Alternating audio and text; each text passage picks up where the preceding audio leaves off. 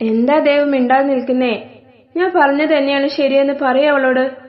മിണ്ടാതെ നിൽക്കുന്ന ദേവിനെ പിടിച്ച് കുലുക്കിക്കൊണ്ട് ഇഷ പറഞ്ഞു. അവർക്കിടയിൽ അവന് ഭ്രാന്ത് പിടിക്കുന്ന പോലെ തോന്നി. അവനൊന്നും മിണ്ടാതെ അവിടെ നിന്നും ഇറങ്ങിപ്പോയി. ദേവ് നിൽക്ക്! ചാരുവിനൊന്ന് രൂക്ഷമായി നോക്കിക്കൊണ്ട് അവളും അവന് പിറകെ പോയി. ദിവസങ്ങൾ അങ്ങനെ കടന്നുപോയി. പകലിരവുകൾ മാറി മാറി വന്നു. അന്നത്തെ സംഭവത്തിനു ശേഷം ചാരു ദേവിൽ നിന്നും ഒരകലം പാലിക്കാൻ ശ്രമിച്ചിരുന്നു. പക്ഷേ അവളുടെ ഹൃദയം അവനിലേക്ക് അടുത്തുകൊണ്ടേയിരുന്നു.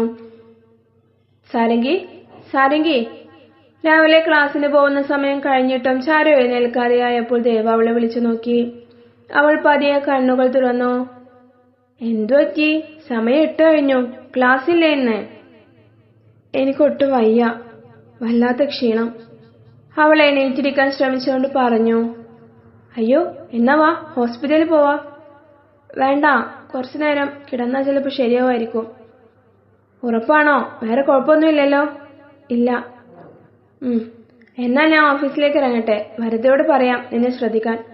ദേവ അതും പറഞ്ഞ് മുറിയുടെ പുറത്തിറങ്ങി വാതിലടക്കാൻ ഒരുങ്ങിയപ്പോഴാണ് ചാരു ഛർദ്ദിക്കുന്ന ശബ്ദം കേട്ടത്.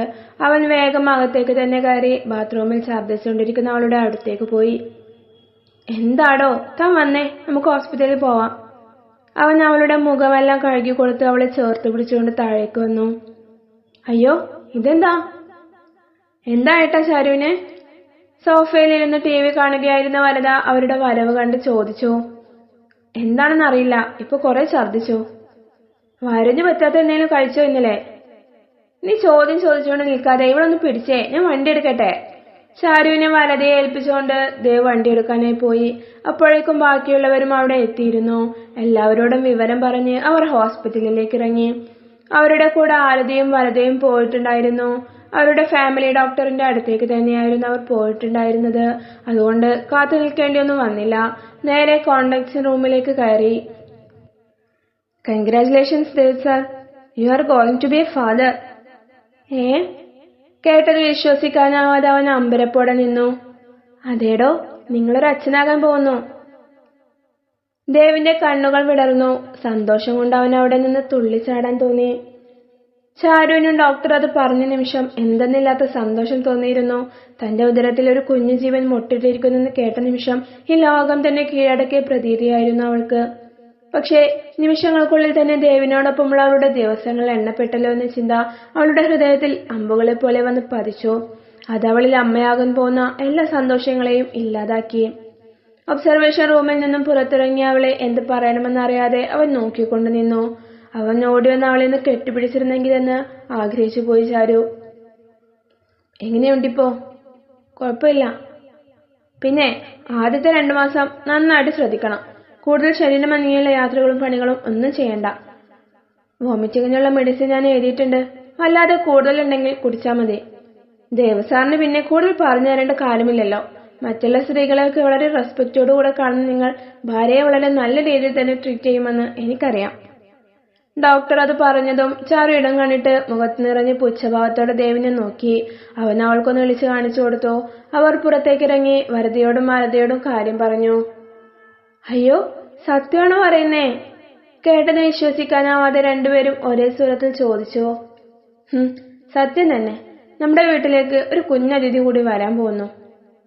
വെറും അതിഥി അല്ലല്ലോ ഏട്ടാ, മാളേക്കൽ തറവാട്ടിലെ എല്ലാം ആകുന്ന കുഞ്ഞല്ലേ. വരദ ചാരുവിന്റെ വയറിൽ കൈവച്ചു. ഇനി ഇവിടെ നിന്ന് സമയം കളയണ്ട, വീട്ടിലേക്ക് പോവാം. ഈ സന്തോഷം എന്തായാലും നമുക്ക് ആഘോഷിക്കണം. അങ്ങനെ അവർ വീട്ടിലെത്തി എല്ലാവരെയും ആ ശുഭവാർത്ത അറിയിച്ചു. മാളേക്കൽ തറവാടിന്റെ അനന്തരാവകാശി വരാൻ പോകുന്നുവെന്ന് കേട്ടതോടെ ആ വീടുണർന്നു. അടുത്ത ദിവസം തന്നെ നാട്ടുകാരെയും കുടുംബക്കാരെയും എല്ലാം വിളിച്ച് ഒരു വലിയ സൽക്കാരം വെച്ച് ഈ കാര്യം എല്ലാവരെയും അറിയിക്കാൻ പ്രഭാകരൻ തീരുമാനിച്ചു. ആ ദിവസം അവിടേക്ക് വന്നവരുടെ കൂട്ടത്തിൽ കൃഷ്ണനും രാധികയും ഉണ്ടായിരുന്നു. അവർ ഒരുപാട് പലഹാരങ്ങളുമായി ചാരുവിന്റെ അടുത്തേക്ക് വന്നു. ജീവിതത്തിൽ ആദ്യമായി തന്റെ ഉള്ളിൽ മറ്റൊരു ജീവൻ വളരുമ്പോൾ ഏതൊരു പെൺകുട്ടിയും കാണാനും കൂടെ നിർത്താനും ആഗ്രഹിക്കുന്നത് അവൾക്ക് ജന്മം നൽകിയ അവളുടെ സ്വന്തം അമ്മയായിരിക്കും. പക്ഷേ രാധികയും കൃഷ്ണനെയും അപ്പോൾ അവിടെ കണ്ടപ്പോൾ അവൾക്ക് അവിടെ നിറങ്ങി ഓടാനാ തോന്നിയത്. ആ സമയം അവളെ ഹാളിൽ നടുവിലിരുത്തി എല്ലാവരും അവൾക്ക് മധുരം കൊടുത്തുകൊണ്ടിരിക്കുകയായിരുന്നു. കൃഷ്ണനും അവർ കൊണ്ടുവന്ന പൊതികളിൽ നിന്നും ഒരു ലഡു എടുത്ത് അവളുടെ വായിലേക്ക് നീട്ടി. പക്ഷേ ചാരുവിന് അത് വാങ്ങാൻ തോന്നിയില്ല. അതിൽ നിന്നും ഒഴിവാകാൻ അവൾ ഛർദ്ദിക്കാൻ വരുന്നത് പോലെ കാണിച്ചുകൊണ്ട് അവിടെ നിന്നും മുറിയിലേക്ക് പോയി.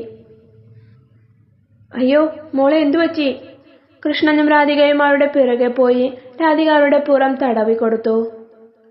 തൊട്ടു പോരുത് എന്നെ. സങ്കടം കൊണ്ട് ദേഷ്യം കൊണ്ടും അവരുടെ കണ്ണുകൾ ചുവന്നിരുന്നു. നിനക്ക് ഞങ്ങളോടുള്ള ദേഷ്യം ഇതുവരെ മാറിയില്ലേ മോളെ? കൃഷ്ണൻ ഇടറുന്ന ശബ്ദത്തോടെ ചോദിച്ചു. എനിക്ക് നിങ്ങളോട് ദേഷ്യമല്ല, വെറുപ്പാണ്. ഒരു സമയത്ത് എന്റെ ഹൃദയത്തിൽ മുഴുവൻ നിങ്ങൾ രണ്ടുപേരുമായിരുന്നു. എന്റെ ലോകമായി ഞാൻ കണ്ടിരുന്നത് നിങ്ങളെയായിരുന്നു. പക്ഷേ ഇപ്പൊ എന്റെ മരണം വരെ ഞാൻ കാണരുതെന്ന് ആഗ്രഹിക്കുന്ന രണ്ട് മുഖങ്ങളാണ് നിങ്ങൾ. എന്താടി നീ ഇങ്ങനെയൊക്കെ പറയുന്നേ? നീ ആരോടാണ് സംസാരിക്കുന്നതെന്ന് ബോധം നിനക്കുണ്ടോ? 10 മാസം ചുമന്ന് നൊന്ത് പ്രസവിച്ച മോള് ഒരു കുഞ്ഞിന് ജന്മം നൽകാൻ പോകുന്നെന്ന് അറിഞ്ഞപ്പോ സന്തോഷത്തോടെ ഓടി വന്നതാ ഞങ്ങള്. രാകേഷ് മോൻ അവിടുന്ന് UK വരെ നിന്നെ കാണാൻ വരാനിരുന്നതാ. ഞാനാ ഇപ്പൊ തന്നെ വരണ്ട, പ്രസവം അടുപ്പിച്ച് വന്നാ മതിയെന്ന് പറഞ്ഞത്. അതാവുമ്പോ നിന്നെയും കുഞ്ഞിനെയും കാണാലോ. എന്നിട്ട് ഇങ്ങനെയാണോ നീ പെരുമാറുന്നത്? അല്പം കണ്ണുനീരെല്ലാം പകർത്തി രാധിക പറഞ്ഞു. എന്തിനാ നിങ്ങൾക്ക് സന്തോഷം? എന്റെ ജീവിതം അവസാനിക്കാനുള്ള ദിവസങ്ങൾ അടുത്തു വരുന്നതിലോ? പറയൂ, എന്താ മോളെ നീ പറയുന്നത്? ഒന്നും അറിയാത്ത പോലെ അഭിനയിക്കല്ലേ അച്ഛാ. ഒരു കുഞ്ഞിനെ പ്രസവിക്കാനുള്ള വെറും ഒരു ഉപകരണം മാത്രമായിട്ടല്ലേ നിങ്ങൾ എന്നെ വിറ്റത്? കുറച്ചു കാലം കൂടെ അദ്ദേഹത്തിന്റെ കൂടെ ജീവിക്കാനും പ്രതീക്ഷിച്ചിരുന്നതാ ഞാൻ. പക്ഷേ ഇന്നു മുതൽ ഇവിടെയുള്ള എന്റെ ദിവസങ്ങൾ എണ്ണപ്പെട്ട് കഴിഞ്ഞു. ഈശ്വര, അപ്പൊ ഇപ്പോഴും അവന്റെ മനസ്സിൽ കയറി പറ്റാൻ നിന്നെ കൊണ്ട് കഴിഞ്ഞില്ലേ പെണ്ണെ? നീ എങ്ങനെയാടി എന്റെ വയറ്റിൽ തന്നെ വന്ന് പെറുന്നത്? ഇത്രയും ദിവസം ഒരേ വീട്ടിൽ ഒരേ മുറിയിൽ കഴിഞ്ഞിട്ട് അവന്റെ സ്നേഹം കുറച്ചുപോലും നേടിയെടുക്കാൻ കഴിഞ്ഞില്ലെന്ന് പറഞ്ഞ നീയൊക്കെ പിന്നെ എന്ത് പെണ്ണാണ്? ശരിയാ, അച്ഛനെ വരച്ച വരയിൽ നിർത്തുന്ന പോലെ ആണുങ്ങളെ വശത്താക്കാൻ അമ്മയുടെ അത്ര കഴിവൊന്നും എനിക്കില്ല. എന്ത് പറഞ്ഞിട്ട് നീ? രാധികയുടെ കൈ അവൾക്ക് നേരെ ഉയർന്നു. തൊട്ടുപോരുത് അവളെ. പിന്നിൽ നിന്നും ദേവിന്റെ ശബ്ദം കേട്ടവർ നെട്ടലോടെ തിരിഞ്ഞു നോക്കി. കുറെ കാലം നിങ്ങളുടെ ആട്ടുതുപ്പും അടിയൊക്കെ കൊണ്ട് അവൾ ജീവിച്ചിട്ടുണ്ടാവും. പക്ഷേ ഇനി അത് വേണ്ട. അയ്യോ മോനത് എന്തൊക്കെയാ പറയുന്നേ? ഞങ്ങൾ പൊന്നുപോലെ അവളെ നോക്കിയിരുന്നതാ. എന്നിട്ട് ഞങ്ങളെ പറ്റി ഇങ്ങനെയൊക്കെയാണോ ഇവള് മോൻക്ക് പറഞ്ഞു തന്നിട്ടുള്ളത്? നന്ദിയില്ലാത്ത ജന്തു. നോക്കിയതിന്റെ കണക്കൊന്നും നിങ്ങൾ പറയണ്ട. സ്വന്തം മോളെ ചതിച്ച് കല്യാണം കഴിപ്പിച്ചിട്ട് എന്ത് നോക്കിയെന്നാ? ഞാൻ പറഞ്ഞ എന്തെങ്കിലും കാര്യങ്ങൾ നിങ്ങൾ ഇവിടെ അറിയിച്ചിട്ടുണ്ടോ?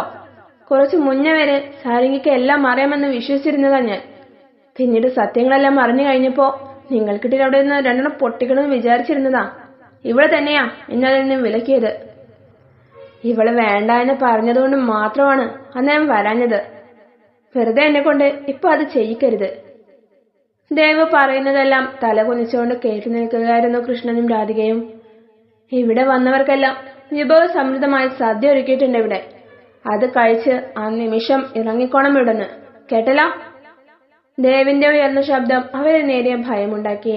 പിന്നെ ഒന്നും ചോദിക്കാനോ പറയാനോ നിൽക്കാതെ അവരവിടെ നിന്നും പോയി. എടോ, തലയിൽ കൈവച്ച് ബെഡിൽ ഇരിക്കുന്നവളെ അവൻ തട്ടി വിളിച്ചു. താൻ ഓക്കെ അല്ലേ? അല്ല, ഞാൻ ഓക്കെ അല്ല. നിങ്ങളിപ്പോ എനിക്ക് വേണ്ടി അവരോട് സംസാരിച്ചതിന്റെ 1% അന്ന് ഇഷയോട് പറഞ്ഞിരുന്നെങ്കിൽ എനിക്ക് കുറച്ചെങ്കിലും സമാധാനം കിട്ടിയേനെ. നിങ്ങൾ എനിക്ക് ഇടയ്ക്കെങ്കിലും പകരുന്ന സ്നേഹത്തിന് എന്തെങ്കിലും മൂല്യം ഉണ്ടായേനെ. ഞാൻ എല്ലാം നിന്നോട് പറഞ്ഞിട്ടുള്ളതല്ലേ? ആണ്, എല്ലാം എനിക്കറിയാം.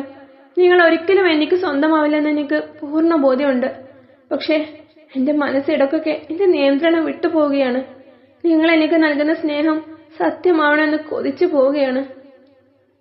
എന്തിനാ എന്നെ ഇങ്ങനെ ശ്വാസം മുട്ടിക്കാൻ എന്നെ നിങ്ങളുടെ ജീവിതത്തിലേക്ക് കൊണ്ടുവന്നത്? അവൾ പൊട്ടിക്കരഞ്ഞുകൊണ്ട് അവന്റെ തോളിലേക്ക് ചാഞ്ഞു.